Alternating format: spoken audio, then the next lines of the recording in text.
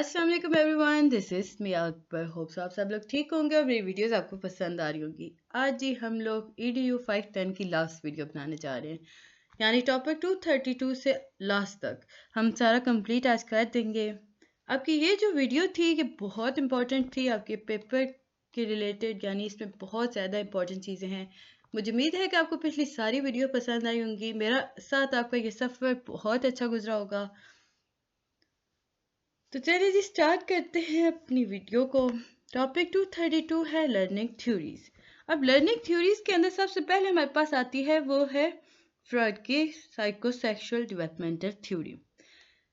Psycho analytic theory जो थी वो बेसिकली ओरिजिनेट की गई with the work of Sigmund Freud. Sigmund Freud जो थे उनकी वर्क से साइको एनालिटिक थ्योरी को ओरिजिनेट किया गया। अब सिगमंड फ्रॉइड ने क्या किया था, उसने मेंटल इलनेस के बारे में काफ़ी ज़्यादा वर्क किया था, यानी कि उसने क्लिनिकल वर्क किया था उन पेशेंट्स पर जो कि मेंटल इलनेस पे की वजह से सफ़र कर रहे थे। फ्रॉइड के नज़दीक जो था ना कि मतलब फ्रेड के नज़दीक ये था कि बच्चों का जो बचपन का एक्सपीरियंस होता है उनकी ज़िंदगी को काफ़ी हद तक मुतासर करता है, यानी कि वो बुरा एक्सपीरियंस जो उनके अनकॉन्शियस में सेफ रह जाता है, जैसे जैसे आप बड़े होते जाते हो तो वो एक्सपीरियंस बच्चे को काफ़ी इन्फ्लुएंस कर होता है, यानी उसके बिहेवियर पर। फ्रेड के नज़दीक कॉन्फ्लिक्ट जो था वो स्टार्ट होता है एट अर्ली स्टेजेस। जब हम बात करते हैं बिहेवियर की, तो बिहेवियर के अंदर जब हम बुरा बच्चे का एक बुरा बिहेवियर, तो बिकॉज ऑफ दैट बिहेवियर हम देखते हैं तो उसके बैक पे, यानी उसके बचपन में उसके साथ ऐसा कुछ हो चुका होता है जिसका नतीजा वो बड़े होकर दूसरों पर उसके बिहेवियर में नज़र आ रहा होता है। अब Freud propose one of the best known grand theories of child development. Child development के अंदर फ्रॉइड ने काफ़ी बेहतरीन थ्योरीज दी थी। अब वो थ्योरीज क्या थी, वो साइकोसेक्सुअल थ्योरी थी। फ्रॉइड के नज़दीक जो बच्चों की डेवलपमेंट है वो सीरीज ऑफ स्टेजेस के दरमियान अक्कर होती है, यानी कि हम उसे कह सकते हैं कि जो child development occur in a series of stages focus on different player area of the body, यानी कि हम अपने बॉडी की नीड के मुताबिक ग्रो कर रहे होते हैं। ड्यूरिंग हर स्टेज के अंदर बच्चा जो होता है वो मुख्तलिफ कॉन्फ्लिक्ट्स को इनकाउंटर कर रहा होता है और वो उसकी डेवलपमेंट के अंदर काफ़ी इंपॉर्टेंट रोल प्ले कर रहे होते हैं। उस थ्योरी के अंदर उसने सजेस्ट किया कि जो एनर्जी ऑफ लिबिडो होती है वो फोकस करती है different erogenous zone at specific stage. अगर हम फेल कर देना हर स्टेज में कोई भी स्पेसिफिक प्रोग्रेस को, तो रिजल्ट क्या होगा हम उसे फिक्स नहीं कर सकते, डेवलपमेंट में काफ़ी सारा प्रॉब्लम आ जाएंगे। Topic 233 Erikson psycho social developmental theory. Psycho analytic theory जो थी वो एनॉर्मसली इन्फ्लुएंशियल फोर्स है। अब ये 20th सेंचुरी में स्टार्ट हुई थी साइको एनालिटिक थ्योरी। हमने अभी देखा कि फ्रेड का वर्क भी उस पर काफ़ी इन्फ्लुएंस किया। अब लोग जो थे ना, जो इंस्पायर थे ना फ्रॉइड से, उन्होंने उसके आइडिया को मज़ीद एक्सपेंड किया। उन्हीं लोगों में से एक न्यू फ्रॉइडियन थे जिनका नाम था एरिक एरिक्सन। एरिक एरिक्सन जो थे वो उन्होंने 8 stage theory of psychosocial developmental describe की थी, जिसके अंदर उसने बताया था कि ग्रोथ और चेंजेस थ्रू आउट लाइफ कैसे हो रही होती हैं। इसमें उसने बात की थी सोशल इंटरेक्शन की, कॉन्फ्लिक्ट्स की, जो कि डिफरेंट स्टेजेस ऑफ डेवलपमेंट के दरमियान पाए जाते हैं। एरिक्सन जो थे ये psycho social development share some similarities with Freud. अब एरिक्सन की जो थ्योरी थी ना, उसमें बहुत सारी सिमिलरिटीज थी फ्रॉड की थ्योरी के अकॉर्डिंग। अब एरिक्सन ने 8 स्टेज थ्योरी दी थी, जिसके अंदर उसने डिस्क्राइब किया था डेवलपमेंट का प्रोसेस फ्रॉम इन्फेंसी ड्यूरिंग या थ्रू डेथ। बच्चे के पैदा होने से मौत तक के सफ़र को उसने डिस्क्राइब किया था कि बच्चा कैसे ग्रोथ करता है। Topic 234 behaviour child developmental theory. अब जब हम बात करते हैं 20th सेंचुरी की, तो जब उसका फर्स्ट हाफ कंप्लीट हो गया तो हमारे सामने एक स्कूल ऑफ थॉट आया जिसे कहा गया बिहेवियरिज्म। ये एक बहुत डोमिनेंट फोर्स थी जो साइकोलॉजी के अंदर काफ़ी ज़्यादा आई। जिन लोग की साइकोलॉजी 101 है तो मैंने उसकी वीडियोस बनाई है और हमने उसमें इन थ्योरीज को काफ़ी ज़्यादा डिस्कस किया है। अगर आप चाहते हो कि आपके पास एक्स्ट्रा नॉलेज आए इन थ्योरीज रिलेटेड तो आप लाजमी वो वीडियोस देखिएगा। अब बिहेवियर्स जो थे उनके नज़दीक जो ये था ना कि वो समझते थे कि जो साइकोलॉजी नीड है वो फोकस करती है आपके क्वांटिफाइबल बिहेवियर पर मोर देन साइंटिफिक डिसिप्लिन। अब कुछ बिहेवियर्स थे जैसे कि जॉन बी वर्डसन हो गए, बी एफ स्किनर हो गए, इन्होंने इंसिस्ट किया जो लर्निंग जो है वो प्योरली एक ऐसा प्रोसेस है जो कि एसोसिएशन और रीइंफोर्समेंट की वजह से हो रहा होता है. Behaviors theories of child development focus on how environment interaction influence behavior. अब behaviors की जो theories थी ना वो focus करती थी कि कैसे बच्चा जो है अपनी environment से सीख रहा होता है. इसी में हमारे पास John B Watson, Ivan Pavlov and B F Skinner था. अब बी एफ स्किनर और इन लोगों ने थ्योरीज दी थी ना कि इन्होंने एक चूहा था उसे कैद कर लिया. मैं आपको एक थोड़ा सा इसमें ब्रीफ दे दूं. यानी क्लासिकल कंडीशनिंग और पेरेंट कंडीशनिंग दो बेसिक इन्होंने लर्निंग दी थी, अप्रोचेस दी थी डेवलपमेंट के अंदर. इनमें हुआ क्या था कि उन्होंने बात की थी ना, एक एक्सपेरिमेंट किया. चूहा था उसे पकड़ के उन्होंने एक केज में बंद कर दिया.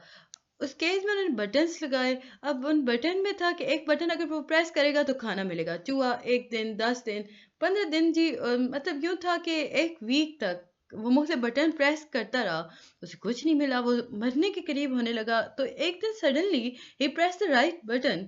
तो उससे हुआ क्या कि उसे खाना मिल गया and the rat was happy. और उसे पता चला कि नेक्स्ट टाइम उसने पहले दूसरे बटन प्रेस किया, कुछ नहीं मिला. डायरेक्ट उसने जाके राइट बटन प्रेस किया तो खाना मिल गया. तो उसे पता चल गया कि रेड बटन अगर मैं प्रेस करता हूँ तो खाना मिलता है. तो इस तरह उसने सीख लिया, यानी इन्वायरमेंट से सीख लिया. क्लासिकल कंडीशनिंग और ऑपेरेंट दो किस्म की डेवलपमेंटल अप्रोचेस दी गई थी. अब क्लासिकल कंडीशनिंग जो है वो लर्निंग की तरफ फोकस करती है, या उसके अंदर हम पेयरिंग नेचुरल अकरिंग स्टिमुलस के बारे में बात कर रहे होते हैं. और पेरेंट कंडीशनिंग जो होती है वो रीइंफोर्समेंट और पनिशमेंट, यानी आप उसे मारो या उसे प्यार करो, उस तरह आप उसको मॉडिफाई कर सकते हो बिहेवियर. टॉपिक 235 है पिगेट कॉग्निटिव डेवलपमेंटल थ्योरी. अब कॉग्निटिव थ्योरी जो है ये development of person thought process के बारे में बात करती है. इसमें हम देखते हैं कि कैसे थॉट प्रोसेस इन्फ्लुएंस करता है किसी भी इंसान को. अब थ्योरिस्ट जो थे जीन पिगेट, उन्होंने प्रपोज की थी एक इन्फ्लुएंशियल थ्योरी ऑफ वुमेन. अब इस उनकी जो कॉग्निटिव थ्योरी थी उसमें पता चला कि उन्होंने उसमें डिस्क्राइब किया या एक्सप्लेन किया development of thought process and mental stages, यानी दिमाग के बारे में बात की गई थी. टॉपिक 236 पिगेट ने जो स्टेजेस बताई थी वो कौन कौन सी थी. फर्स्ट है सेंसरी मोटर एंड स्टेज. इस पीरियड में ना हम बात करते हैं बिटवीन बर्थ एंड एज 2, यानी पैदा होने से 2 साल की उम्र तक हम बात करते हैं कि इन्फिनिट की नॉलेज दुनिया को लेके कैसी होती है. प्री ऑपरेशनल स्टेज, ये पीरियड जो होता है ये एज 2 से एज 6 तक चलता है. बच्चा इसमें सीखता है कि लैंग्वेज कैसे लर्न करनी है. कंक्रीट ऑपरेशन स्टेज के 7 से 11 की तरफ चलता है. इसमें बच्चा ज़्यादातर मेंटल ऑपरेशन कर रहा होता है, वो थिंक कर रहा होता है लॉजिकली. कंक्रीट के यानी कंक्रीट ऑब्जेक्ट्स के बारे में या इवेंट्स के बारे में सोच रहा होता है. वो हाइपोथेटिकल कॉन्सेप्ट्स के बारे में बात कर रहा होता है. फॉर्मल ऑपरेशन स्टेज जो होती है ये वो पीरियड है जो कि एज 12 से अडल्टहुड की तरफ चलता है, यानी बच्चा यहाँ पे एब्स्ट्रैक्ट कॉन्सेप्ट की तरफ चला जाता है.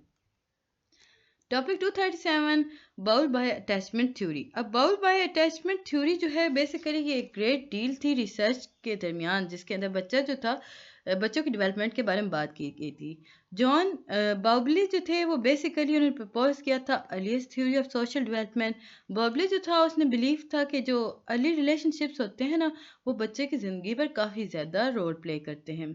रिसर्चर जो थे उन्होंने बाउबली के ओरिजिनल वर्क को काफ़ी एक्सपेंड किया और सजेस्ट किया, मुख्तलिफ अटैचमेंट स्टाइल के बारे में बात की थी. Topic 238 Bandura social learning theory. Bandura जो थे एल्बर्ट बेंद्रा जो थे साइकोलॉजिस्ट थे. उनका बिलीव था कि जो कंडीशनिंग और रीइंफोर्समेंट प्रोसेस है ये मुकम्मल नहीं है, हम बच्चे ह्यूमन लर्निंग को लेकर इस पर नहीं चल सकते. Topic 239 Vygotsky social culture theory. एक और हमारे पास साइकोलॉजिस्ट आते हैं लेव वाइगोर्स्काय. ये जो थे इन्होंने सेमिनल लर्निंग थ्योरी के बारे में बात की थी. इन्होंने बताया था कि किस तरह इन्फ्लुएंशियल हम कर सकते हैं एजुकेशन फील्ड के अंदर. पिगेट, वाइगोर्स्काय, इन लोगों के नज़दीक जो था ना चिल्ड्रन को हम एक्टिवली लर्न करा सकते हैं थ्रू हैंड्स ऑन एक्सपीरियंस. उनके नज़दीक सोशल कल्चर थ्योरी, अब उनकी जो सोशल कल्चर थ्योरी थी उसमें सजेस्ट किया गया था कि जो पेरेंट्स या केयर गिवर्स होते हैं ना वो काफ़ी ज़्यादा रिस्पॉन्सिबल होते हैं बच्चे की लर्निंग के अंदर.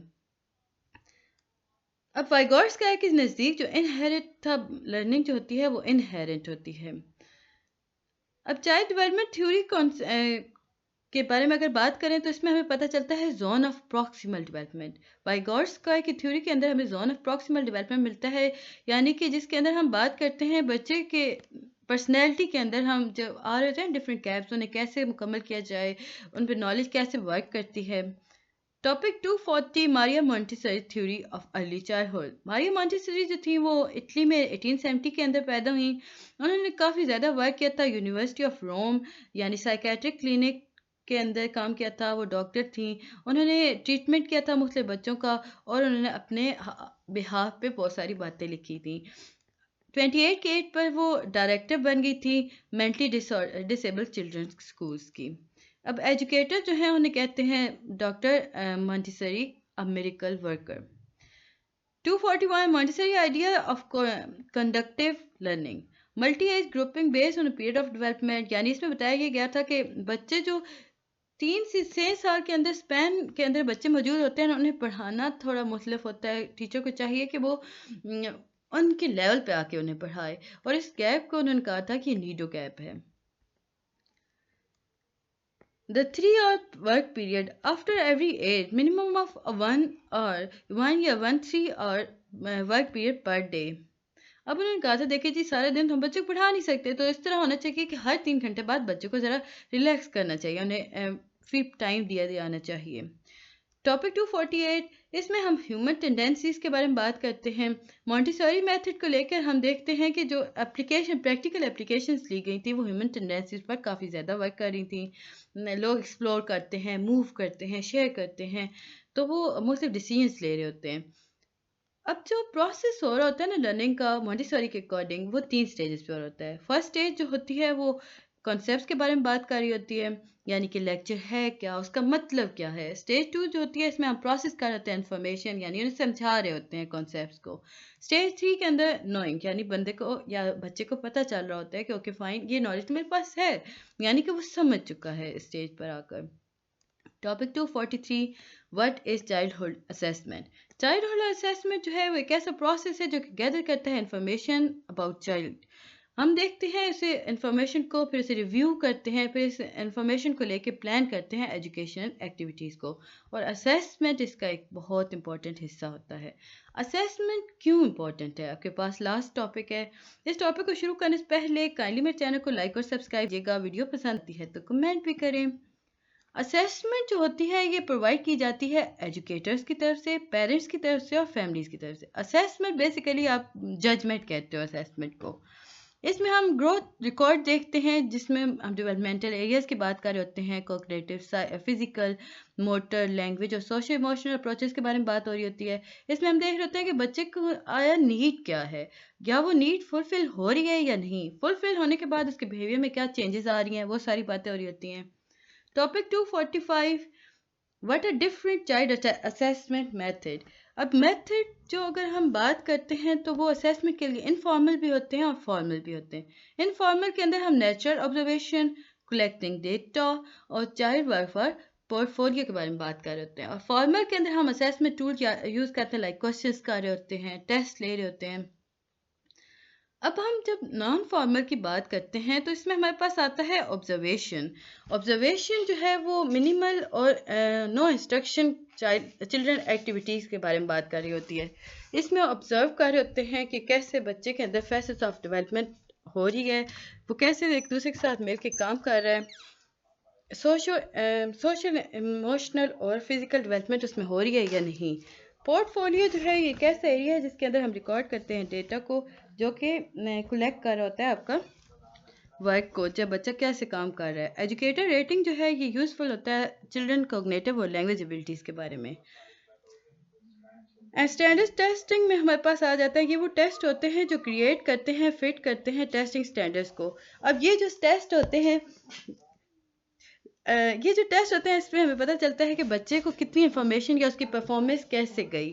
टॉपिक 246 हमारे पास आ जाता है program develop child assessment tools के बारे में। इसमें हम देखते हैं कि फिलॉसफी और कैरिकुलम कैसे चल रहा है। पब्लिश चाइल्ड असेसमेंट टूल जो होते हैं इसमें हम रिसर्च कर रहे होते हैं, टेस्ट कर रहे होते हैं, यानी एक्सेप्ट कर रहे होते हैं क्रेडिबल सोर्सेज के बारे में। टॉपिक 247, इसमें आपके पास अगर क्वेश्चन आता है कि असेसमेंट इन प्रोग्राम कैसे करेंगे, तो आप लिखोगे असेस नो द चाइल्ड। सबसे पहले ज़रूरी है कि असेसर को पता होना चाहिए कि बच्चा है कैसा, उसमें कैसे उसने काम करना है। असेसमेंट इज़ ऑथेंटिक, असेसमेंट को ऑथेंटिक होना चाहिए। ऑब्जर्वेशन जो है वो ऑन गोइंग और डाइवर्स होनी चाहिए। टॉपिक 248 आपके पास आ जाता है असेसमेंट साइकिल। अब असेसमेंट साइकिल है कि आपका लास्ट टॉपिक है।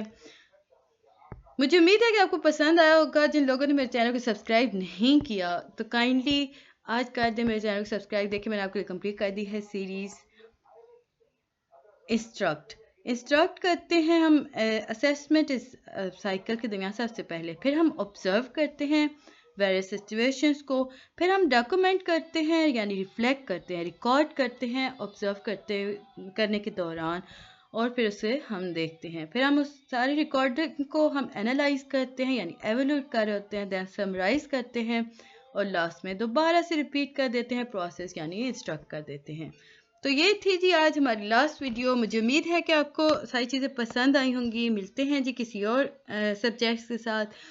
तब तक के लिए अल्लाह हाफिज़। हाय